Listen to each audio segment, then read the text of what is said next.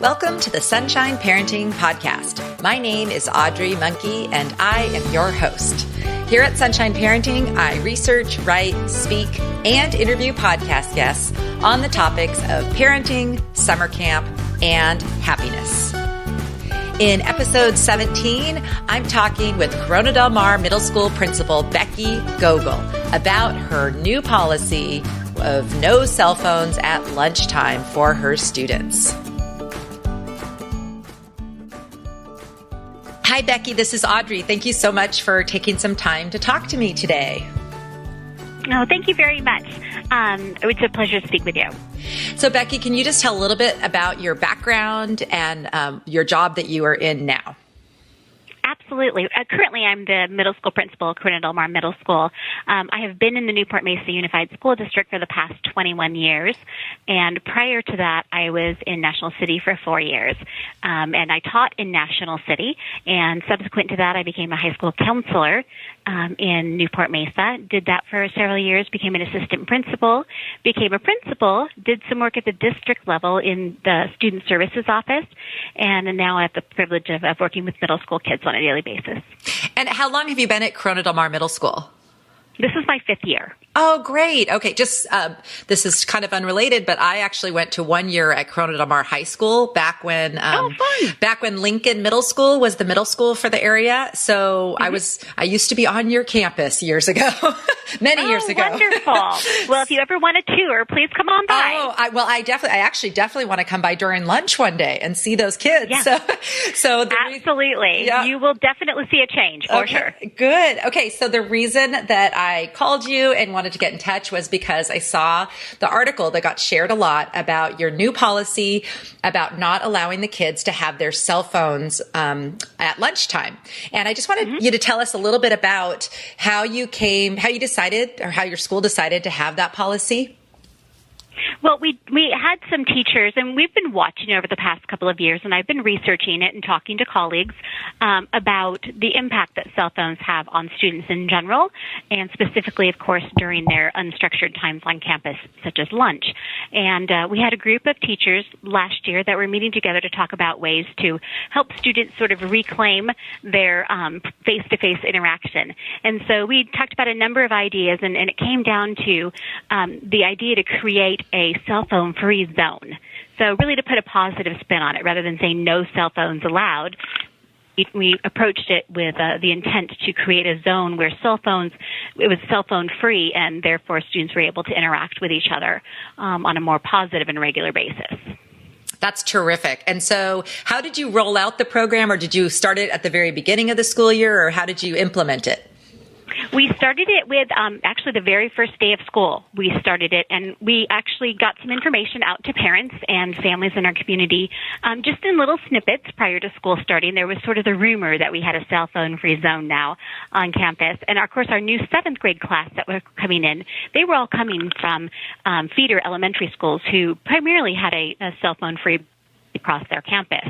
So it wasn't such a great learning curve for the incoming 7th graders, but of course the 8th graders who had been here with us already a year, that was a little bit more of a transition for them.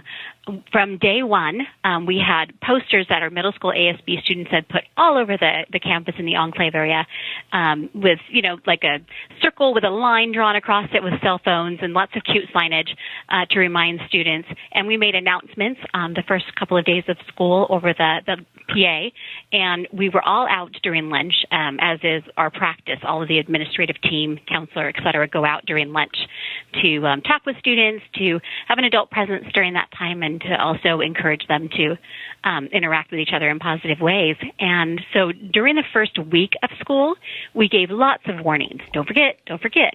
And so there was a little bit of a learning curve. After that, we just started to say, give me your cell phone.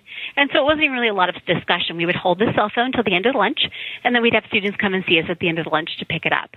Really, after about the first week of school, where we're setting that initial tone for a positive school culture, we were able to see transformation, and there wasn't really a high incident of kids that were not following the cell phone free zone.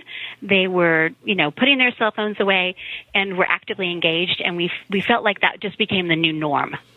Oh, that is just awesome. And as I told you before we started recording, I really wish all schools would do this, and honestly, high schools as well.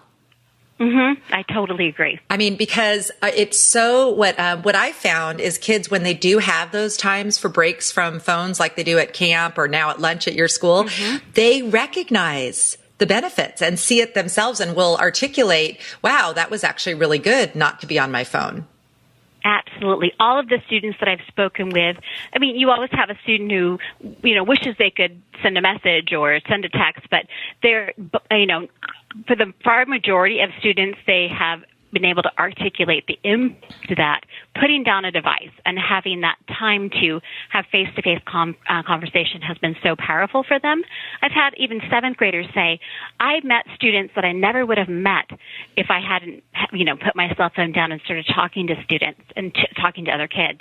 I had another student that said that a cell phone is a great device to hide behind if you're a little shy. And so the kids that would sort of clump together and have what I call like parallel play, when you look at developmentally, like, the age of, 18 to 24 months, maybe even a little younger, where they're playing alongside each other, but not necessarily interacting with each other. That's what I saw in middle school. I saw kids last year sitting next to each other on their devices, texting each other when they're right next to each other. And it was a flashback to early stages of developmental parallel play. Right. So I thought, this is not the direction we want to be going. Right. So students have said how powerful it's been for them. And my favorite comment was from an eighth grader yesterday, and we were just happened to be chatting about it. And she said, well, it's not a big deal anymore because we know we're not going to miss anything during lunch because no one's sending messages anyway. Yes. And I thought, yes, that permission to take a break and unplug. I think we don't realize that the position we put ourselves in when we don't give them permission to take a break, because that whole fear of missing out and what if I don't see the latest Snapchat strain, there's that constant pressure to keep up with that. Right. 24/7.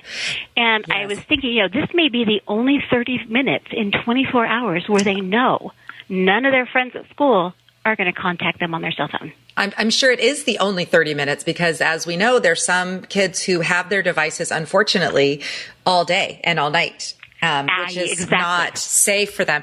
My daughter is a high school English teacher in Northern California, and she was telling me a story that one of her students, she was sharing with one of her students that she often doesn't receive texts until after the school day. So it's like a friend might text her in the morning because she's a teacher and she won't be able to respond until 4:00. And the students were just shocked because they thought that was not being a good friend. And so she was explaining to them that that's normal for adults, that when you're working, doing different things and focused on other people that you're with, you don't respond right away. But kids, their social norm is this immediate response. So that is such a gift you're giving them, of them knowing that they're not missing anything. So tell me about the response of parents, and the both positive and people who didn't like that idea of not being able to have full contact all the time with their kids.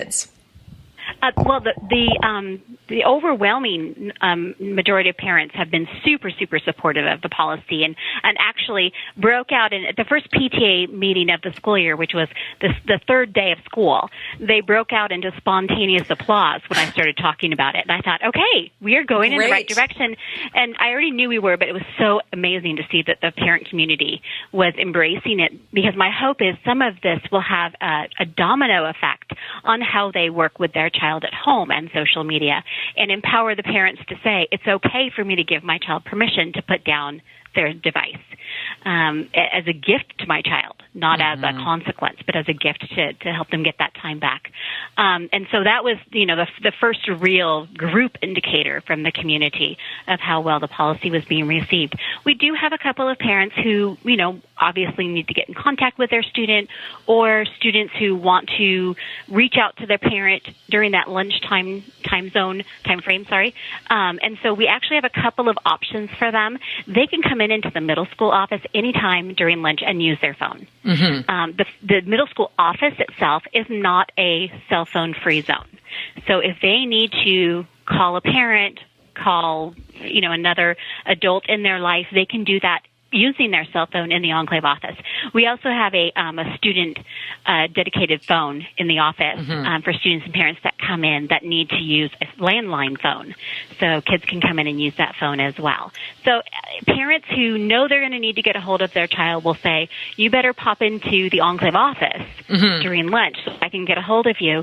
And really growing up, I know my mom couldn't get a hold of me during the day, or my dad, when I was at school. And we've just created this false new norm where instantaneous, constant contact is the way that we do business. And it's okay to say, for this 30 minutes, my child is going to have a break from that device. And hopefully during class as well, they're not texting their parents. Actually, I know. Well, actually, we have a policy within the classroom now as well, and that is that those devices are only used for instructional purposes.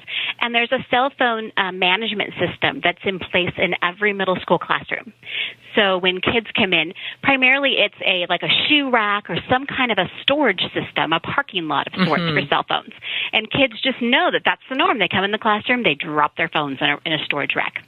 And it has worked very, very successfully. And then they're able to access it if they're going to do something that's intentional for curriculum, maybe use an app that is connected to a core content area, or use it for like Kahoot or Quizlet or something along those lines, Edpuzzle, along those lines. So are you doing any kind of educational work like in your district or with other principals to try to spread this idea to other places beyond your school? Well, I think that we all borrow great ideas from each other in our school district, and of course across the United States, of course, nationally. I'm always looking for great ideas to implement on behalf of my kids here at CDM. So we've spent a lot of time talking about it, and I think that some of my colleagues were just sort of a wait and see mode to see how it played out so that they could benefit from my learning curve. Right. So any hiccups we had or any trips we had, that they could benefit from being able to avoid that. And so I think that there is certainly a movement across the district and nationally to find a way to help kids make better decisions and better choices, and limiting their access to social media, of course, is a great idea. And then just limiting their device time overall is incredibly powerful. Absolutely. Tell me what you recommend for your students' parents when you talk to them. What do you kind of tell them about what they can do at home to support this and to limit social media and phone use? Absolutely. Well, I take sort of a hard line with my own kids. I have a middle school son myself, who is in 7th grade, and so I really have to walk the talk. And I do. My kids have no social media, zero social media. I have found in my experience, and after working with kids this age for 25 years, you sort of get a sense of what is going to be a positive influence in their life, and what are the negatives outweigh the benefits. And in this case, I really feel like social media for this age group specifically, the negative pieces way outweigh anything that could be positive. What I noticed even with my own friends, even as adults, one of my friend groups will put up a picture of a gathering they had, and then someone that didn't know about the gathering will post, why wasn't I invited? So there's this whole even social pressure that adults have to navigate with social media. So imagine if you're a 12-year-old trying to make friends, and all you're doing is looking at all these things that you either weren't invited to, or you were there and someone made a comment about what you were wearing. And it used to be when you had some kind of a disconnect with someone at school, it stayed at school. You could go home and just shake it off. And now it is just constant, 24/7. Ding, ding, ding. I hear phones ring, not on my campus anymore. Right. But in the past, all the time, that constant pressure to have your social status completely wrapped up in a social media world. And so I have told my son, you know what? You don't need to get involved with that yet. And every now and then he presses me because he's a middle school boy. But That's what they overall, do. I said, you know what? You're never going to look back on life and go, Mom, I wish you would have let me have social media when I was 13. Right. Oh, gosh. Well, that is terrific. Now, is he your oldest, or do you have older children as well? He is my oldest. Okay. I have my daughter's just about to turn 10. Okay. And so that conversation, and she has friends with social media accounts. Right. In 4th grade. I know. And so they look at me kind of like I'm crazy, but I tell them that what I'm giving them is a gift. Oh my gosh, And, absolutely. Yeah. Well, so we have very structured times for when any kind of smart devices can be used, including Chromebooks and laptops at my house. And then, of course, no social media at all. Right. Okay. And then do you have your kids keep their devices like in a central area to charge and that type of thing as well? Yeah, I have gone back and forth with that. I think that is the preferred method. I also, and I share this with a lot of my parents, try to keep on top of applications, apps and other things that can track all of that usage as well. Right. So it happens. My son does happen to have a smartphone, which I still go back and forth on whether or not that was a good plan. He does not have data tied to his phone, so he can only use it when he's at school or at home where he can access Wi-Fi if he needs data. And then my phone, we have a connected account, so his phone is mirrored on my phone. I can see who he's called. I can see the length of the call. I can see who tried to FaceTime, if anyone. Right. And then I also check his phone nightly. And then I also have a couple of apps that I use to guide his growing independence. Oh, my gosh. That sounds like a lot of work. It is. Oh, my but you know gosh. what? Yes. I figure it's work on the front end because otherwise we're going to be, holding a crying child on the other end because of just the horrible things they say when they have a sense of anonymity. Oh my gosh, I know. And I'm sure your experience as a school counselor, you experience the pain, the emotional pain that kids are facing daily from all of this, being inundated by all of this. Well, this is just so terrific and inspiring. And I hope that parents and school administrators who are listening are inspired to look at their own policies at school and at home, because honestly, I think this is something that when you look at the trends of the anxiety and depression and all the problems that our kids are having, I think this is one way that we all know we can help our kids is by limiting this. And so I'm just so happy and pleased. And I think you're very brave to be at the forefront of this movement. Thank you so much. Well, it really is a gift to be part of giving a gift back to kids so that they can take back that ownership of their personal time and their face-to-face interactions. That is just terrific. Well, I definitely hope that I can, on one of my visits down there, my parents and my sister and a lot of families still live in Newport. So I get down there quite frequently and actually speak sometimes to parents and teachers at schools down there. I would love to come by and see your kids at lunchtime. And it would be so much fun to just see what's going on there, because I am sure your kids are growing socially much more than the kids at the other schools when they're all looking down on their devices. Absolutely. That is our research-based hope.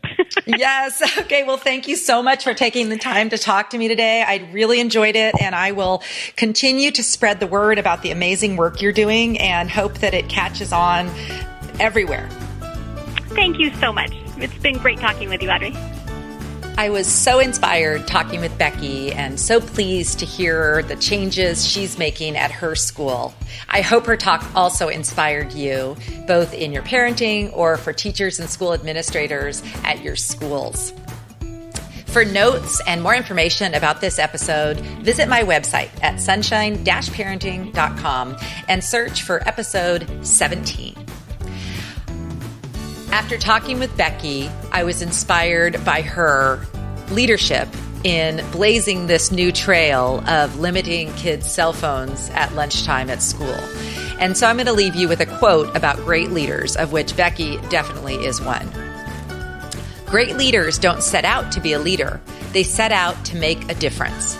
It's never about the role, always about the goal.